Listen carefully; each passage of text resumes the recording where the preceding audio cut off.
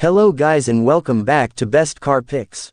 The heavily updated Toyota Hilux will supposedly launch by the end of the year, and these patent diagrams give us our first glimpse of the interior. These patent sketches match with recent spy photos showing that the new Hilux is actually just an upgraded version of today's Ute, but with a new front and rear. What we see for the first time is the Hilux's interior, which looks as though it will be a nicer and more modern place to be. The dashboard and center console are all new, and in the center of the dashboard is a widescreen infotainment display, likely the same 12.3-inch unit fitted to many recent Toyotas. It's possible lower-spec versions of the Hilux will have a smaller screen in the same spot. Below are the central vents and climate controls, although the patent images give no clue as to whether it will have physical or capacitive controls.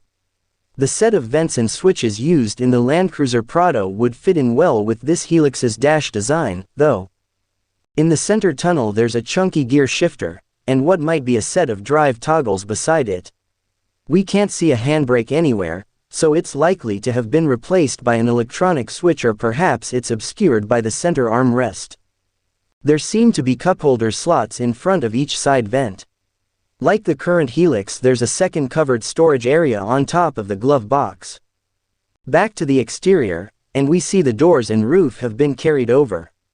There is, however, a new front end with slim headlights, while at the rear the tail lights wrap around further into the flanks.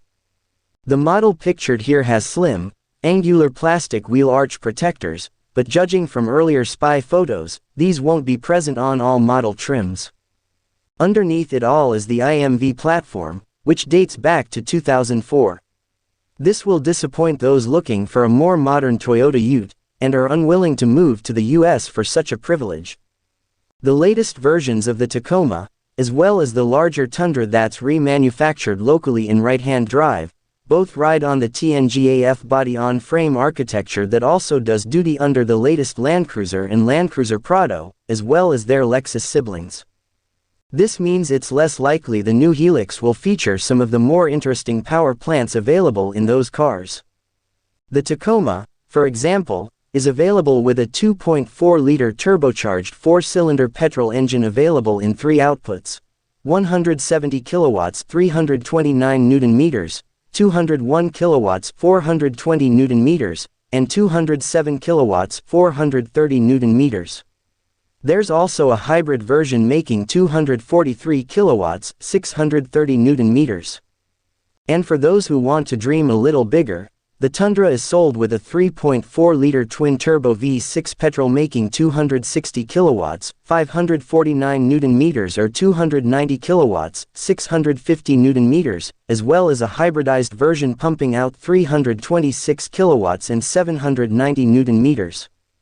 By comparison, local versions of the current Hilux are available with 2.4 and 2.8-liter turbo diesel engines, topping out with the 150 kilowatts, 500 Nm V-Active mild hybrid and the GR Sports 165 kilowatts, 550 Nm. The sole petrol offering here is a 122 kilowatts, 245 Nm 2.7-liter 4-cylinder. The 235 kilowatts, 376 Nm 4.0-liter V6 sold in the Middle East is no longer available down under. Hope you enjoyed the video. Do subscribe for more such interesting content. Thank you for watching my video.